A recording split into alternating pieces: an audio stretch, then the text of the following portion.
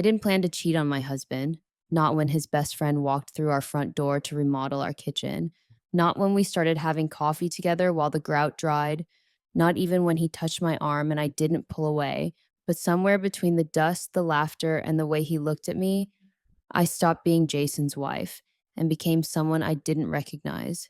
The day my husband came home early, he didn't scream, he just laughed. And in that laugh, I heard everything he never said. This is my story. I'm not proud of it, but it's the first time I'm telling the truth. I never wanted Mike in my house, not because I didn't like him. I didn't know him well enough to dislike him, but because I knew what it meant the second Jason suggested it. He'll do the remodel cheaper than anyone else. Plus, we trust him. I remember just staring at my husband when he said that. We trust him. That word, we, felt so foreign on his lips by then. He said it like we were still a team. Jason and Mike went to high school together, grew up on the same cul de sac, played baseball, crashed each other's family dinners. But I didn't meet Mike until our wedding day when he showed up late, a little drunk, and still somehow managed to charm my mother. I always thought he was one of those guys who peaked at 17 and just plateaued, not in a sad way, more like he found a version of himself that worked. Laid back, good with his hands, good with people, and never saw a reason to change. He was divorced, no kids, lived about 30 minutes from us, worked freelance in construction and small remodels. And now he was going to be in my kitchen 5 days a week for the next 6 to 8 weeks. That's what Jason said anyway. In reality, it took 4 months. I was working part-time at the community college then, mostly remote since the semester was ending. I taught writing, freshman comp, nothing glamorous. I'd been there 9 years and could probably teach comma rules in my sleep. Lately, I felt like I was. Jason worked full-time at a property development firm. He was always busy, always late, always tired. He'd come home, kiss my cheek without really seeing me, eat whatever I put in front of him, and fall asleep in front of the news. We didn't fight. We didn't talk much either. So the first week Mike showed up, I kept to myself. I made small talk when I had to, asked if he needed more water, showed him where we kept the trash bags. Then I'd disappear into the bedroom or the office and try not to pay attention to the sounds of hammering, sawing, music coming softly from the radio he always brought with him. He was polite, casual, friendly in that open way that makes you feel like you've known him longer than you have. The first real conversation we had was over lunch, and he was eating a sandwich out on the back steps, and I passed by to water the little planter box Jason and I had half-heartedly started in the spring. Mike nodded to me. "You ever eat during the day or just run on fumes?" he asked. I shrugged. "Depends on the day." "You should sit. It's nice out." I don't know why I did.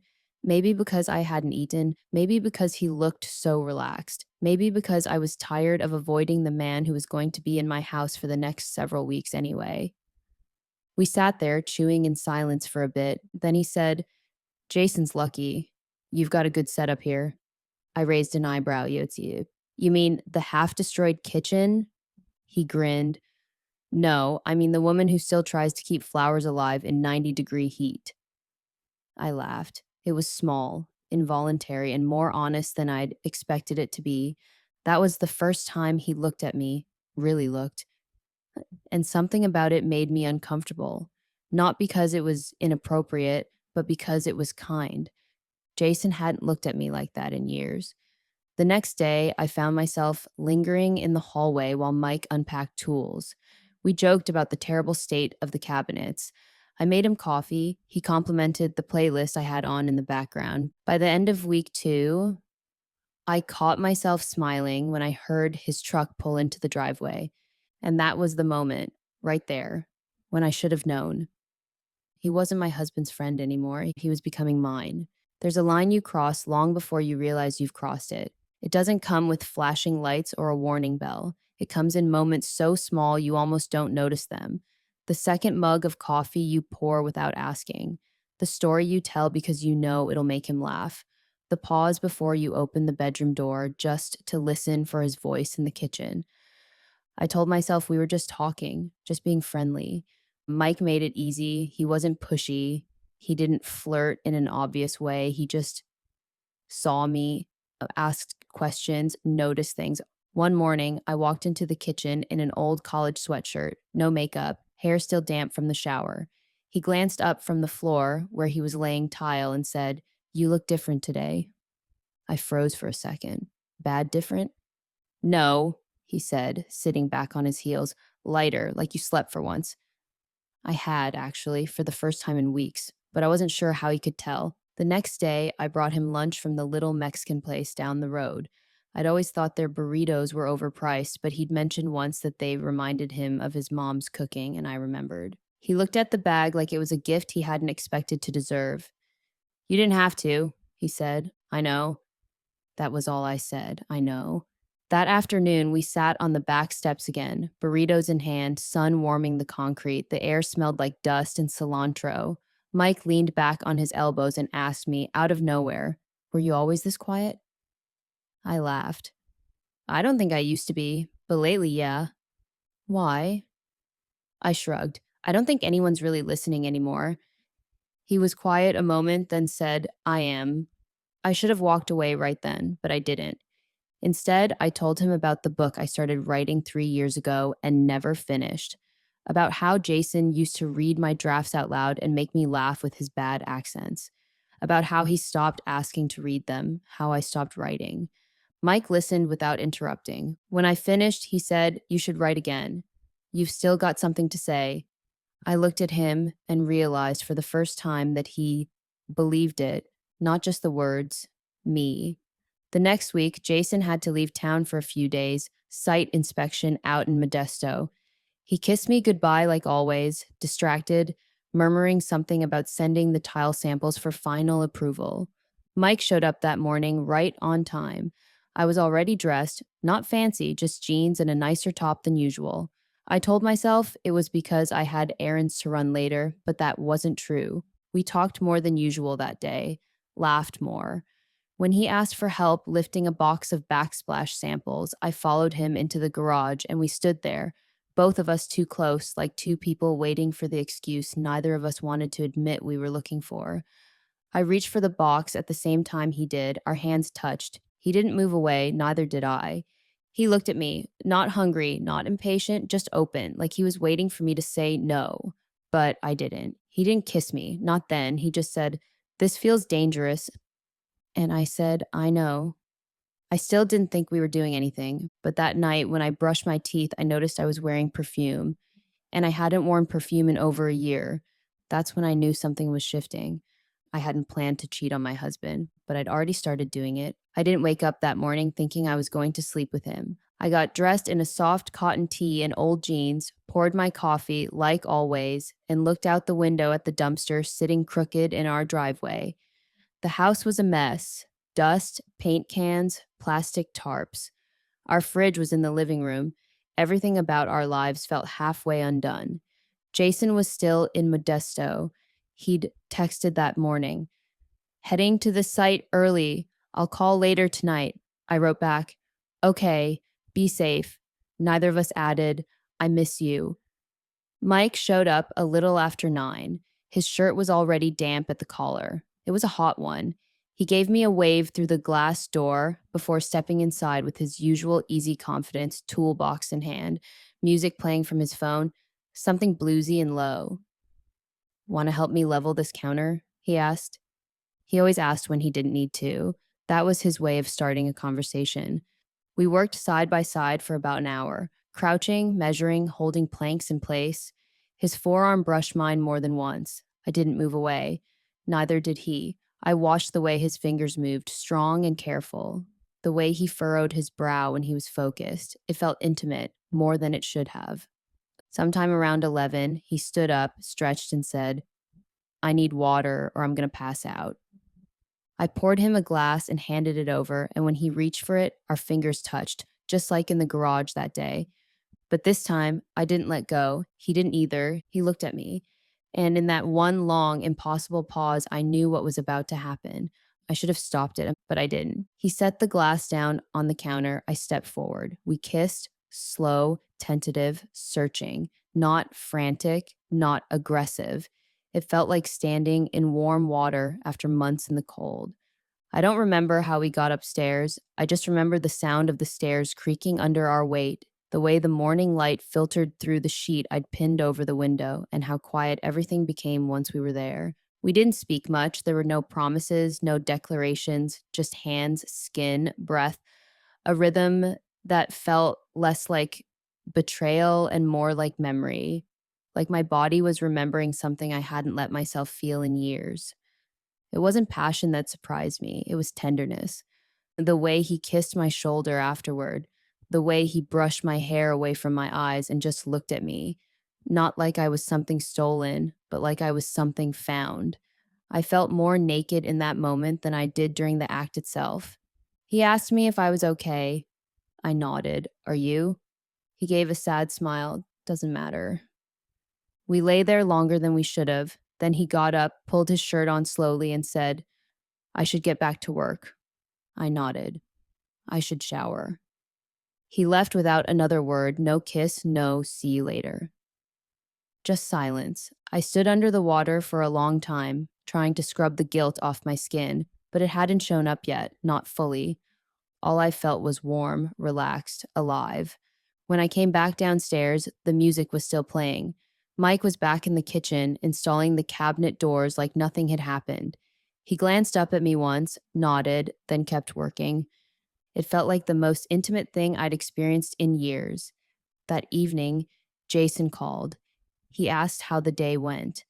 I told him the cabinets were coming together beautifully, that the new layout made the space feel open. He laughed. Told you Mike knew what he was doing. I stood in the very room where it happened, staring at the same countertop I'd leaned against while kissing his best friend, and I said, yeah, he's doing a great job. The next time it happened, I didn't even try to stop it. There was no hesitation, no, how did we get here? Look exchanged across a workbench. He showed up with a box of backsplash tile, his fingers covered in grout dust. I offered him coffee. He said yes. We didn't talk much, and then I kissed him in the hallway, just like that. I wasn't swept up in lust or carried away by some romantic wave. I just wanted it, wanted him, or maybe I wanted the way he made me feel. Visible, chosen, software. We moved to the bedroom like we'd done it 100 times before. No awkwardness, no fumbling. He touched me like he knew where I hurt, and I let him, over and over again. After, I laid my head on his chest and said nothing. He ran a hand through my hair and whispered, we're gonna get caught. I didn't answer, because I didn't care. That was the truth I hadn't said out loud yet. I didn't care if we got caught. Not because I wanted to burn my life down, but because I'd stopped feeling like it was mine to begin with. Jason still texted, still called from out of town. When he was home, he was attentive in the way husbands are after long stretches away, bringing takeout, asking if the dog got walked, telling me I looked nice in a mechanical sort of way, but I could feel the distance under every word, and I'm sure he felt it too. Once during dinner, he said, you've been quiet lately. I shrugged, just tired. Of what? I didn't answer. He smiled, but not kindly. Of me? I shook my head, but even then, I don't think he believed me. Mike never asked about him, not once. He never said, does your husband suspect? Or, what happens if he finds out? We existed in a bubble of drywall dust and secrecy, like we were renovating something much bigger than a kitchen, and we weren't careful, not really. He stayed late. I made us lunch almost every day. We took breaks together in the backyard, laughing too loud, sitting too close. It wasn't subtle, but it also wasn't obvious, and not unless you were looking. And someone started looking. Our son, Josh, came home one weekend from college. He wasn't around much, but when he was, he noticed everything. He walked into the kitchen and saw me hand Mike a coffee with a smile that lasted too long. He said nothing, just raised an eyebrow and muttered, didn't realize Uncle Mike basically lived here now. I laughed, too loud, too sharp. Jason didn't say anything, but later that night, in bed, he asked, do you like him? I turned away. He's your friend. That's not what I asked. I stared at the wall. He didn't ask again. The guilt didn't come the way I expected. It didn't land on me like a weight. It floated in and out, whispering at night, flickering like static in the back of my mind. A discomfort I could live with as long as no one made me say the words out loud. The house started changing. The new cabinets gleamed. The countertops were smooth and modern. The backsplash Mike chose, soft gray tile with subtle blue accents, tied it all together in a way that felt strangely emotional. This place is finally starting to look like home, Jason said one evening. I nodded, but I didn't agree because the house might have been coming together, but the people inside it were falling apart. It happened on a Wednesday. Jason wasn't supposed to be home until 6. He had a standing meeting every Wednesday that ran late, always followed by drinks with the team. He'd text around 6:30, 7 if he was being responsible. I'd stopped waiting up long ago. But that day, he came home at 3:17 p.m. I remember the exact time because I'd just taken banana bread out of the oven and the kitchen smelled warm and sweet. Mike was sitting at the counter, eyes half lidded from the sugar and sun, telling a story about how he once knocked down a support beam in the wrong house. I was laughing, really laughing, not politely, but with my whole chest. God, it felt good. The front door opened. We both froze. Mike turned towards the noise, thinking it was maybe a package. I knew better. I knew that gate, those footsteps, and when Jason's voice echoed down the hallway, "Hello?" My stomach dropped. He stepped into the kitchen a moment later, briefcase in hand, phone in his other. He wore that bland, exhausted expression I'd memorized, the one he wore on every Wednesday, until he saw us. Me, Mike, together, too close. I backed up instinctively. Mike stood, straightened his shirt. And Jason?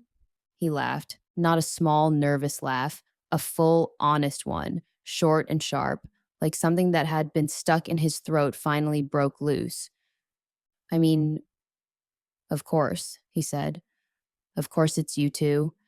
Jason, I started, but he held up his hand. Don't insult me, he said, please. Mike didn't speak. Jason looked at him, not with rage, not even disgust, just sadness. He set his briefcase on the table like he'd suddenly remembered how heavy it was. You know what the funniest part is? He said, looking from Mike to me. I trusted both of you more than anyone. I opened my mouth again. I didn't even know what I was going to say. Some lie, some half-truth, some broken apology. Jason shook his head. Number don't. Just let me have this moment where I finally stop being the guy who didn't notice. The room went silent. Mike took a step toward him. Jason, Don't, Jason said. His voice wasn't angry, just brittle. If you say you're sorry, I might hit you. Mike nodded, stayed still. Jason turned to me then, not like a man facing his wife, more like someone looking at the ending of a story he'd been trying to rewrite for years. I kept thinking we were in a rough patch, he said, that if I worked hard enough, gave it time, you'd come back. I didn't plan, I began. He laughed again, quieter this time. You never do. That's how it always starts, right? A joke here, a glance there, then one day you're baking him banana bread in the kitchen I paid for. The words hit hard, not because they were cruel, but because they were true. He grabbed his keys. I'm going to my brother's, he said. I'll be back tomorrow. You won't be. I stood there, frozen. I'm not throwing you out, he added. I'm just finally choosing peace. And then he left. The silence afterward was worse than any yelling could have been. Mike sat back down slowly. Do you want me to go? I didn't answer right away. When I finally spoke, my voice didn't sound like mine. You should have knocked. He looked at me. Hurt flickered across his face. I always do.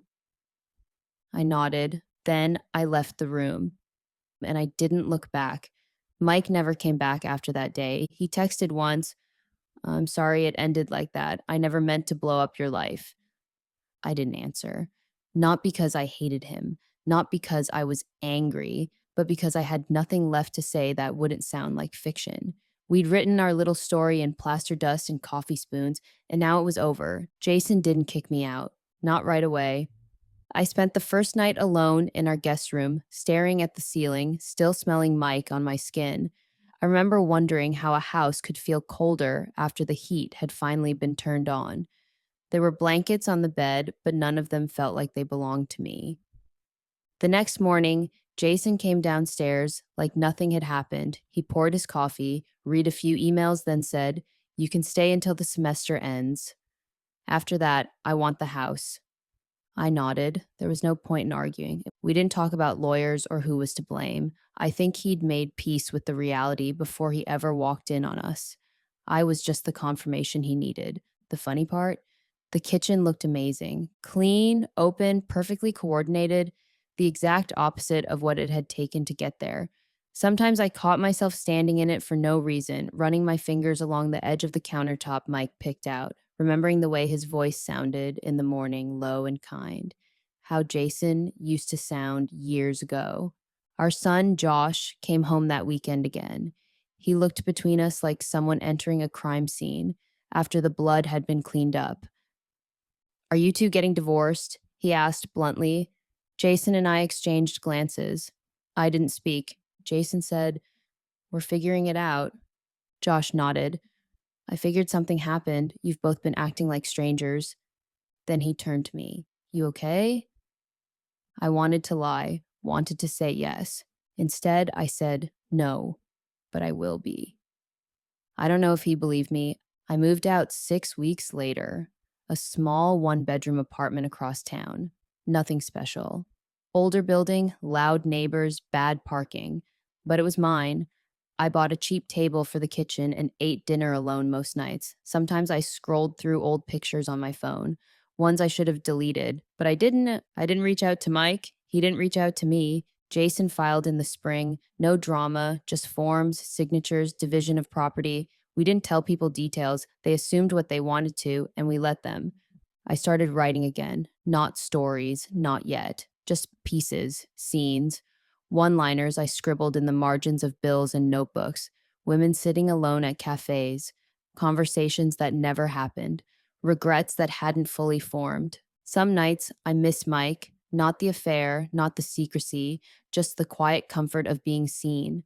The way he looked at me when I handed him coffee, like I mattered, like I was still a woman, not just a wife or a role or a roommate. Other nights I miss Jason. I miss the version of us before the slow drift, before we stopped laughing, before I started blaming him for not noticing I was disappearing. But I never missed who I became in the middle of it. That woman, the one who whispered lies and smiled through guilt. I don't know if she's gone. I just know she doesn't speak as loudly anymore. The last time I saw Jason, we were both at Josh's graduation. We hugged like old friends. He looked good, lighter. He asked if I was writing. I said I was. He smiled and said, "I'm glad." As we parted, he looked back and said, "You were never invisible, Rachel." It undid me, because I think that's all I ever wanted. For someone to tell me that. Not Mike, not Jason, just someone. The kitchen got finished, the marriage didn't. But maybe, just maybe, I did.